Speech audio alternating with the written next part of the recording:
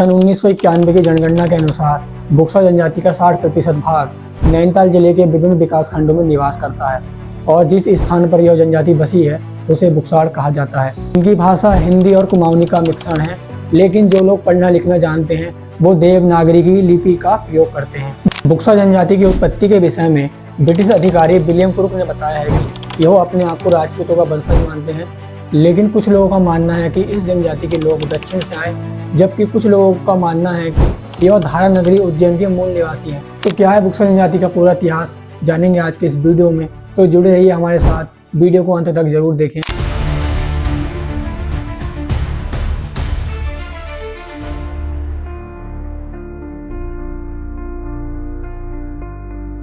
से भात काय को खाने है ज्यादा? तो भात ही था यहाँ पर पहले।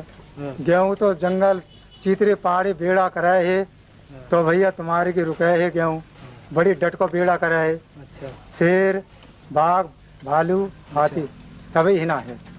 बचपन में कभी भी बड़े बुजुर्गों से अपनी जनजाति के बारे में पूछता तो अक्सर ऐसा लगता कि जैसे एक रहस्यमय धारा किसी गहरे जंगलों में बह रही हो, जहाँ से कोई इतिहास, कोई दस्तावेज, कोई सबूत कभी बाहर ही नहीं आया। हमारी जड़ें सिर्फ हमारे गांव तक सीमित नहीं थी, बल्कि यह एक प्राचीन और समृद्ध भारतीय संस्कृति का हिस्सा थी, जो कि सदियों से मध्य भारत में फैली हुई थी। उत्तराखंड राज्य के देहरादून, उधमसिंह नगर, नैनीताल में बसने वाली बुक्सा जनजाति का एक गौरवशाली इतिहास रहा है। धारा नगरी, जो कि मालवा राज्य का हिस्सा थी, एक समय पवार वंशीय राजा भोज का शासन था। बुक्सा जनजाति उन्हीं राजा भोज के वंशज हैं। पवार वंश की कुल देवी माता हिंगलाज का मंदिर वर्तमान में बलूचिस्तान में स्थित है। पवार वंश के लोग उत्तरांचल तक कैसे आए और बुक्सा जनजाति क्यों कहलाए, इसकी एक ऐतिहासिक और रोमांचक पृष्ठभूमि है।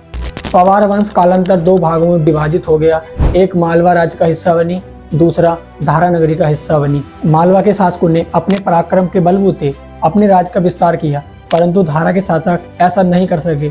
लेकिन दोनों में संबंध बहुत ही घनिष्ठ रहे और शत्रुओं का मिलकर मुकाबला की। सन 1305 में जब अलाउद्दीन खिलजी ने मालवा पर आक्रमण किया तो मालवा के राजा महलक देव और धारा के राजा उदयजीत सिंह ने उसका मिलकर मुकाबला किया, परंतु खिलजी की 1 लाख सेना के सामने मालवा के 40,000 सैनिक टिक न सके और राजा महलक देव वीर गति को प्राप्त हो गए और राजा उदयजीत सिंह बची हुई सेना को लेकर धारा नगरी वापस लौट आए। परंतु इसके कुछ दिनों बाद खिलजी ने धारा नगरी पर भी आक्रमण बोल दिया, परंतु राजा उदयजीत सिंह को इसका पूर्वानुमान था, इसीलिए उन्होंने राज परिवार की महिलाओं और छोटे बच्चों को अपने छोटे भाई राजा जगतदेव सिंह के संरक्षण में सुरक्षित स्थान पर भेज दिया। युद्ध में राजा उदयजीत सिंह वीर गति को प्राप्त हुए और इसी के साथ खिलजी का शासन दोनों राज्यों पर हो गया। तो जगतदेव सिंह मां हिंगलाज के दर्शन को चले गए। वहां से वापस आकर वे कुछ समय उज्जैन में रहे और फिर सुरक्षित स्थान की तलाश में वर्तमान उधमसिंह नगर तक पहुंच गए, जो उस समय चंद्रवंशी राजाओं के अधीन था। उधमसिंह नगर रामपुर जनपद सीमा में स्थित पीपली के जंगलों में उन्होंने अपनी बस्ती बसाई और वहीं उन्होंने मां हिंगलाज के बाल स्वरूप मंदिर की स्थापना की। उस बस्ती के अवशेष आज भी आपको वहां खंडर रूप में देखने को मिल जाएंगे। बाद में रामपुर पर जब नवाबों का शासन हुआ तो उन्होंने इन बस्तियों को उजाड़ दिया। परिणाम स्वरूप ये लोग तराई के जंगलों में फैल गए और माता के बाल स्वरूप मंदिर की स्थापना वर्तमान काशीपुर में स्थापित की। इस स्थान पर चैती मेला लगता है और इस गांव को उज्जैनी पीठ भी कहा जाता है। इतिहास अब तक लोक कथाओं, लोकगीतों के माध्यम से बुक्सा जनजाति के बीच प्रचलित था।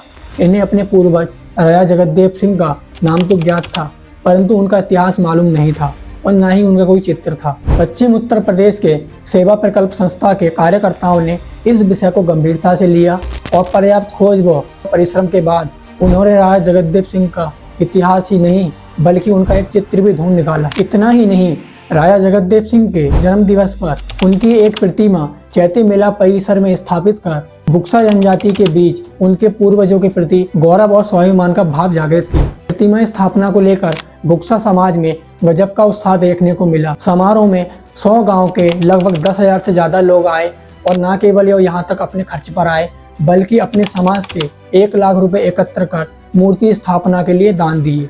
आज के इस वीडियो में हमने अपने जनजातीय समाज के ऐतिहासिक संघर्षों और संस्कृति को जाना है। यह केवल अतीत की कहानी नहीं है, बल्कि हमारे समाज की ताकत और समृद्धि का प्रतीक है। हमें अपनी धरोहर को जानना और इसे आगे बढ़ाना बहुत ही जरूरी है। उम्मीद है कि आपको इस वीडियो से कुछ नया सीखने को मिला होगा।